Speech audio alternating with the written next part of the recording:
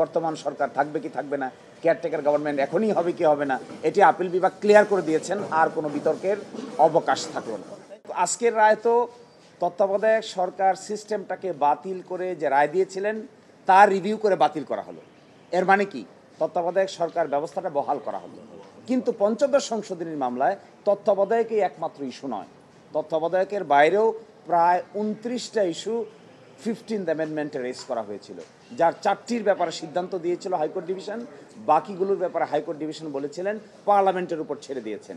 এটাকে এর বিরুদ্ধে আমরাও আপিল করেছি, জনাব বদিউল আলম মজুমদারও আপিল করেছেন, আরও ক্রস আপিল হয়েছে। সবগুলো বিবেচনা হবে, শুধু তত্ত্বাবধায়কের ব্যাপারে নয়, 29টা ব্যাপারেই বাকি সিদ্ধান্ত হবে ওই মামলায়।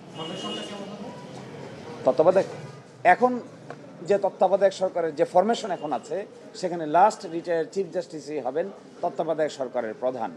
কিন্তু এটা বর্তমানে কার্যকর হচ্ছে না। আপনারা ইতোমধ্যে জানেন যে জুলাই চার্টারে যেটাকে গণভোটে পাঠানো হচ্ছে, সেখানে 4টি অপশন দেওয়া হয়েছে। এই 4টি অপশন যদি গণভোটে অ্যাকসেপ্টেড হয়, তাহলে নতুন পার্লামেন্টে সংবিধান সংস্কার সভায় যদি এটা গৃহীত হয়, তাহলে তত্ত্বাবধায়ক সরকারের ফরম্যাটে আমূল পরিবর্তন আসতে পারে। এটা নির্ভর করবে জুলাই চার্টার গণভোটে অ্যাকসেপ্ট হলো কিনা, অ্যাকসেপ্ট হওয়ার পরে সংবিধান সংস্কার সভা ওই ফরম্যাটটাকে গ্রহণ করলো কিনা। যদি গ্রহণ করে, তাহলে বর্তমান ফরম্যাট সেখানে চতুর্থ অপশন হিসেবে আছে, প্রথম অপশন হিসেবে নাই। না, এটাই বলে দিয়েছেন আমাদের আপিল বিভাগ, রিভাইভড, রেস্টোরড বাট নট কার্যকর, revived, restored but not enforceable. কার্যকর না, কার্যকর হবে প্রসপেক্টিভলি। প্রসপেক্টিভ মিনিং দেয়ার বাই চতুর্দশ সংসদ নির্বাচনের পর থেকে, তার আগে নয়।